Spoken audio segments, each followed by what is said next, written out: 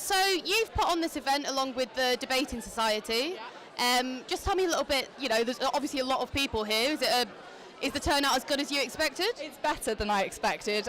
When we first organised it, I wasn't sure how many people would turn up, but I'm really, really happy with this amount. Are you happy with the speakers you've got? Do you think it's a balanced sort of argument? I think it will be really balanced. We've got 2 for and 2 against, so hopefully we'll get some really good commentary on a really current issue. So if you'd like to watch the full debate, then why not head over to our YouTube channel, youtube.com/UniTV Live. I think it went pretty well, to be honest. It was quite clear to see that pretty much everyone in the room shared the same kind of view about page 3, and it kind of just sort of reinforced, I think, most people's ideas about the fact that page 3 should be banned. And do you think there was anything missing from the debate today? Not particularly. I liked that someone raised the issue of women's breastfeeding, and that should be something, that it's often looked at as an embarrassing thing to do, like women in their natural form. It's something like an image that's like to be ashamed of, rather than the image that's portrayed a lot of the time of fake plastic boobs and stuff is something to be aspired to. I'm here with Baldry, the president of the Debating Society. Obviously, he's just chaired the event. So, Abe, can you tell me a little bit, how do you think it went? I thought it went really well. I think all the speakers, the speakers made good points. I thought there was a fantastic turnout.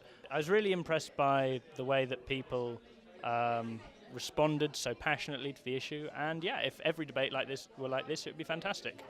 Amy, you said you had high expectations, high hopes for the debate. How do you think it went? I think it went really well. The crowd were really active and engaged the whole way through. We got some really interesting points from both sides of the debate, and it was a little bit hectic, but we got through it. Would you say it was heated? It was definitely heated. We had some very controversial opinions. So you'd say that there were a lot of valid points from the student body? Yes, I would say that the student body probably made it. They probably came out with the most intelligent things to say. So I was really, really pleased both with the turnout and with what the turnout said. So. Have you got any idea how many people were in the room? I think we were reaching about 300 people, 250, 300 people, which is excellent. And are you going to hold any more debates like this in the near future? Any plans? Expect at least 2 more next term. We're hoping for 3, but we're just getting started. I'm here now with Caroline Lucas, the Green MP for Brighton Pavilion. Hello, Caroline. Hello.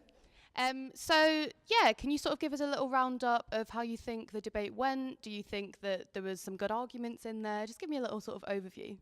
Well, I thought some of the best arguments came from the audience, actually. They were a really lively audience, to say the very least. And there was a fantastic debate.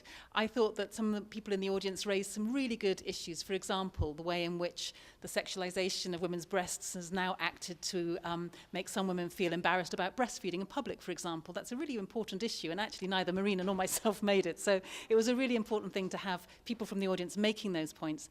I think, to be honest, that the oppositions didn't have particularly strong arguments. I don't think that they do at the best of times, but it wasn't the best debate in that respect.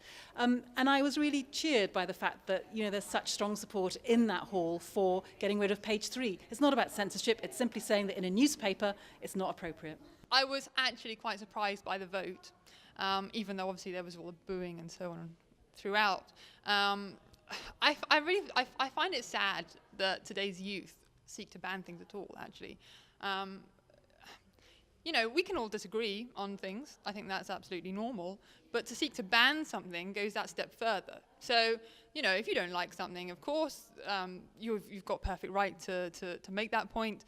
I have no problem with debate, with protest, with things like email campaigns or whatever. You can go out there and you can start another paper of your own and try and make it as successful as the Sun and just not have page 3 in it. That's all valid.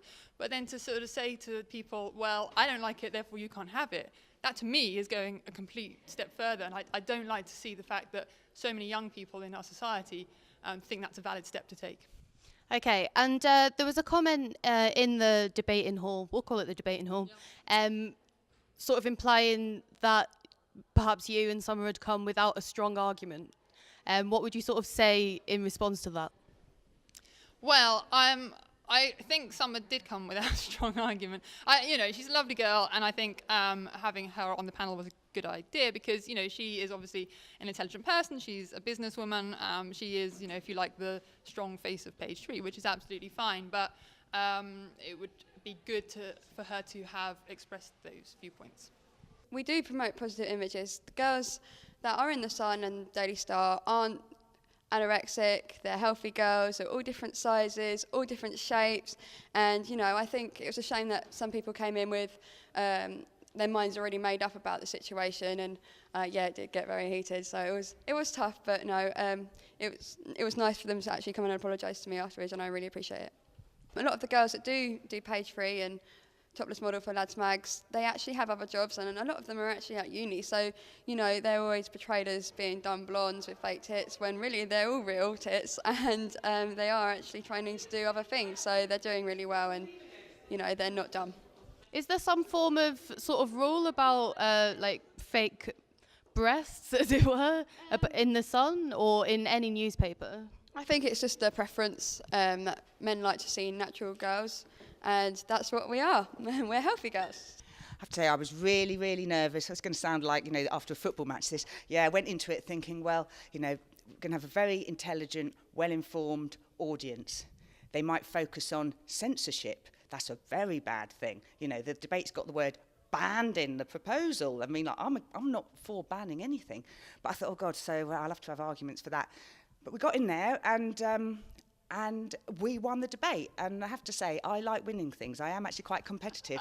And I did go all out tonight to win the debate. And I think what really helped, or I know what really helped, is there isn't really any argument for Page 3. And when you look at who supports it and their arguments for, well, they're not real arguments. And most of the people supporting it have their own vested interest, whether it's maintaining their own status quo or their own attitude to culture and to cultural populism. And when you look what's against Page 3, well, there's any number of reasons for banning Page 3. We highlighted some of them. The audience certainly highlighted others. And I think we've contributed to a wider debate about equality in society. We don't have equality. We have more than we did. I mean, like, when my mum was young, you couldn't actually get a mortgage as a woman without your dad's permission. You couldn't even go and buy a sofa on hire purchase without your dad signing the docket. We have moved on quite a lot. Women are allowed to go to university. And we expect equality, but what we don't expect is to constantly be undermined by sort of cultural signifiers that keep telling us we're not good enough because we're too old, or we're not good enough because our figure doesn't conform to a homogenised standard.